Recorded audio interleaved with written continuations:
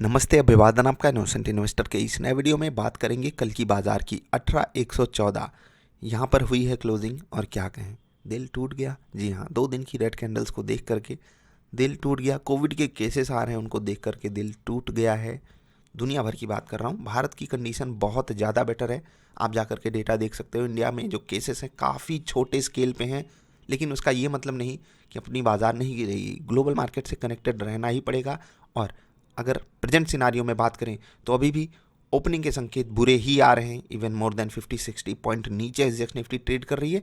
बात करेंगे उसकी, पहले डिस्कशन करेंगे फाइव डीआईएस के डेटा पे। आज देखिए दोनों की तरफ से बाइंग आई है, फिर भी बाजार गिरी है। देख रहे हैं नेट नेट वैल्यू दोनों की तरफ से बाइंग की है, लेकिन फिर भी बाजार गिरी है। इसी को बोला जाता है एक्सपायरी एडजस्टमेंट। और कैसे बड़े प्लेयर्स हम आपको ट्रिक कर सकते हैं वो आप यहाँ से डेटा देख सकते हो।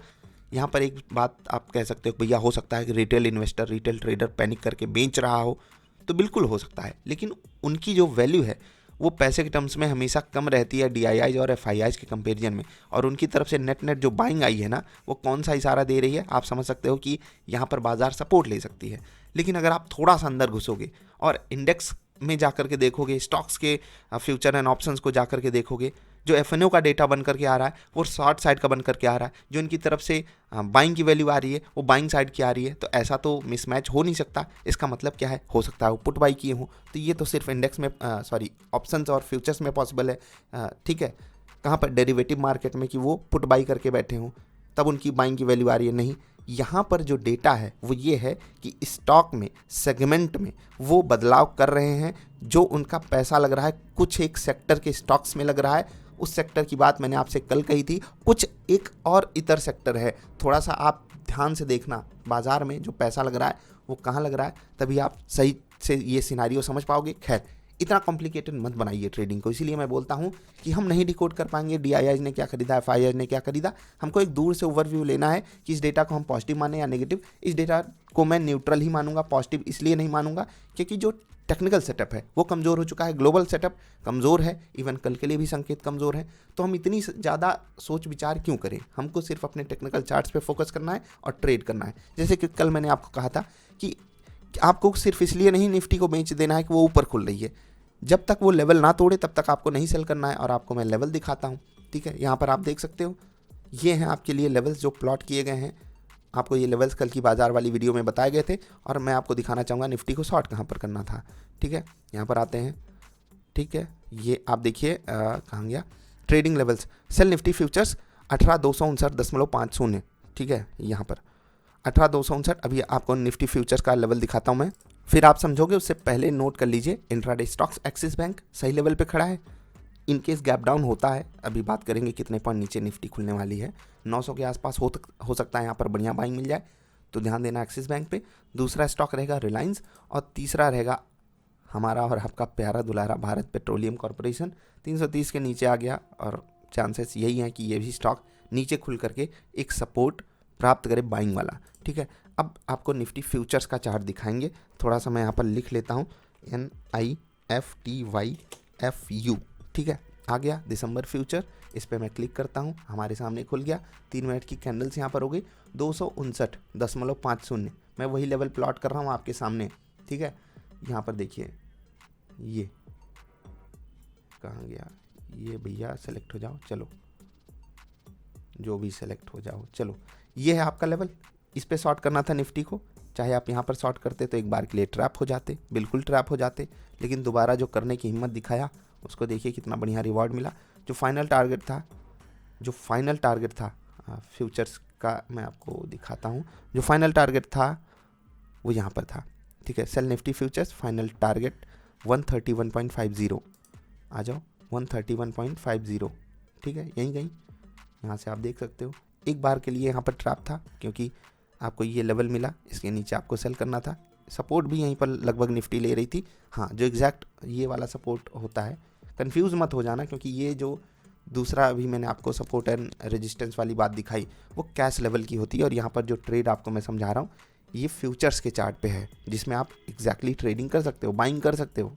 निफ्टी दिसंबर फ्यूचर को आप खरीद या बेच सकते हो, और वहीं पर ये डेटा मैं आपको दिखा रहा हूँ। ठीक है, सेल यहाँ पर करना था, बाई यहाँ पर करना था, और बीच का पॉइंट हमारा आपका होता टारगेट 1, टारगेट 2। टारगेट 3 आप यहाँ से देख सकते हो। ठीक, अब आगे बढ़ें। अब बताते हैं आपको कल की बाज़ार के इंपॉर्टेंट लेवल्स। उससे पहले एक बहुत ज़रूरी बात आपसे करना चाहेंगे। देखिए, 2-4 दिन की हरियाली देख करके हमको बहुत ज़्यादा उछलना कूदना नहीं चाहिए, और 2-4 दिन की मंदी देख करके हमको बहुत ज़्यादा पैनिक सिचुएशन नहीं बना लेनी चाहिए। हमको बीच में कहीं रहना चाहिए। अब बीच में क्यों रहना चाहिए वो आपको समझाएंगे। उससे पहले देखो, इस वक्त कुछ लोग शॉर्ट सेलिंग करके बड़ा पैसा बना रहे होंगे। बिल्कुल उनका पैसा बड़ा बनता है, क्योंकि छोटे टाइम फ्रेम में बाज़ार बहुत तेज़ी से गिर जाती है, तो वो अपने आप को हीरो समझने लगेंगे। लेकिन उनका यही कॉन्फिडेंस उनको ले डूबेगा। और मैं आपसे लगातार बोलता हूँ कि बाज़ार हो चाहे पूरी दुनिया हो, यहाँ पर आपको अगर कोई चीज़ लेकर के डूब सकती है तो वो आपका मोटिवेशन है फालतू वाला। ठीक है, आपको जो बाहर से मोटिवेशन दिया जाता है ना, जो डोज दिया जाता है, वो बहुत खतरनाक हो जाता है आपके लिए। क्योंकि आपके दोस्त लोग बोलेंगे यार तू तो कर सकता है, तू एक दिन में 50,000 कैसे कमा लिया, औसम औसम औसम। लेकिन उसको नहीं पता ना कि आपने कितनी मेहनत की है, और आप उसको गंवा जाओगे अगर आप फ्लो में उसके साथ बह जाओगे। तो फेक मोटिवेशन से खुद को बचा करके रखो। क्योंकि ये जो एक्स्ट्रा कॉन्फिडेंस आ जाता है ना हमारे आपके पास, ये हम समझ नहीं पाते हमारा कितना नुकसान कर रहा है। कैसे आपको समझाता हूँ। हमारे एक दोस्त हैं, अच्छी जगह पे काम करते हैं, और उनसे बात हो रही थी, आज की ही डेट की मैं बात आपको बता रहा हूँ। उनसे बात हो रही थी, वो कह रहे हैं, देख रहे हो एलॉन मस्क की कुछ बात बता रहे थे, कह रहे हैं कि दुनिया का सबसे अमीर आदमी है, और वो ये करता है, मैं उसका फ़ैन हूँ, ऐसे समथिंग वो कुछ समझा रहे थे। मैंने उनको सिर्फ यही बात कहा कि वो दुनिया का सबसे अमीर आदमी नहीं है। तो वो एकदम कह गए कि हैं क्या पता है। हमने कहा कोई और है इस वक्त। तो कह रहे हैं कि हाँ हो गया होगा, फिर से ऊपर चला जाएगा। हम कहे भाई बहुत बड़े मार्जिन से पिछड़ गए हैं एलॉन मस्क। तो कह रहा है मुझे विश्वास ही नहीं होता, वो शर्त लगाने पे आ गए। समझ रहे हैं, बेट, शर्त समझते हैं ना, समझते ही होंगे। वो इतने कॉन्फिडेंस में था बंदा कि उसने एक बड़े अमाउंट की शर्त लगाना भी एक चॉइस के रूप में स्वीकार कर लिया। ठीक है, कि मैं शर्त लगा लूँगा, इतना हो ही नहीं सकता। मुझे पता है ना अंदर की बात, उसको नहीं पता। वो बस वो हल्ला। ये होता है फालतू का कॉन्फिडेंस। मुझे पता है टेस्ला का स्टॉक इस साल 60-70% गिर गया है, एग्जैक्टली नहीं लेकिन लगभग इतना गिरा। आज ही की डेट में शायद 5-6% गिर रहा है अभी, लाइव जब ट्रेडिंग हो रही है। अब मुझे पता है लुई विटन या लुइस विटन जो भी उसको कहते हैं, उस कंपनी का मालिक पता करूँ, वो हैं दुनिया के नंबर 1 खिलाड़ी पैसे के टर्म्स में। खैर ये डिस्कशन नहीं होना चाहिए, लेकिन ये डिस्कशन क्यों हो रहा है, क्योंकि उस बंदे को ये लगता है, मेरे दोस्त भाई साहब को, कि सबसे अमीर आदमी कौन है, एलॉन मस्क। क्योंकि उन्होंने न्यूज़ में उसी बंदे को देखा है, जो भाई साहब अभी दुनिया के सबसे अमीर आदमी हैं। मुझे पता है कि आप में से भी बहुत सारे लोग नहीं जानते होंगे, और इसमें ये कुछ नहीं हो गया कि आपको नहीं पता, मैं आपका कुछ बोल रहा हूँ, नहीं नहीं आपको जानना चाहिए। मैं सिर्फ ये बता रहा हूँ कि फेक कॉन्फिडेंस कैसे बन जाता है।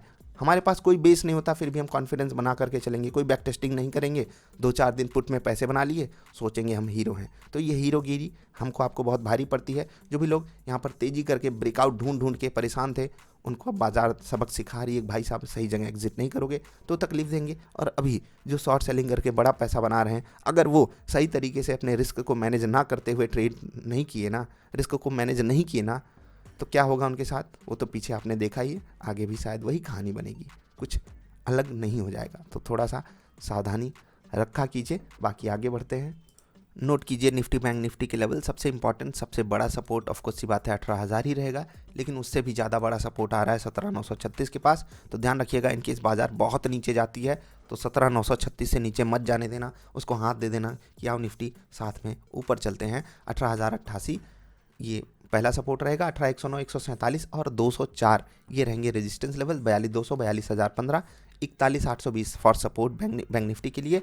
42,390, 42,525 और 42,640 ये रहेगा resistance for bank Nifty. Bank Nifty का चार्ट प्लॉट कीजिए, लेवल्स लिखिए जो आपको कल बताए गए थे, उससे कुछ दिन पहले बताए गए थे, और चेक करो क्या लेवल्स आपकी मदद कर सकते हैं या नहीं। अगर आपको लगता है तो ये आप आगे बढ़िए, बैक टेस्टिंग कीजिए और फिर लेवल्स का यूज़ करके ट्रेडिंग करना चालू कीजिए। इंट्राडे स्टॉक्स आपको मैंने पहले ही बताए हैं, एक्सिस बैंक, रिलायंस और बीपीसीएल। मेरी फेवरेट पिक रहेगी एक्सिस बैंक, और दूसरा ट्रेड मैं जो बढ़िया ले सकता हूँ, बीपीसीएल भी बढ़िया है, लेकिन रिलायंस पे मेरी ज़्यादा नज़र रहेगी। वैसे स्टॉक पे तो तीनों स्टॉक्स पे नज़र रखनी पड़ेगी। हाँ, एसजीएक्स निफ्टी को थोड़ा सा देखेंगे।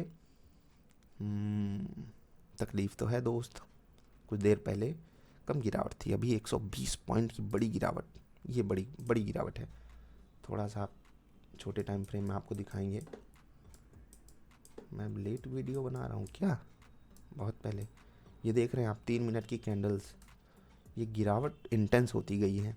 यहाँ तक तो ठीक था, लेकिन उसके बाद असली पेन आया है। और 120 पॉइंट नीचे एसजीएक्स निफ्टी, मतलब अपनी ओपनिंग बुरी हो रही है।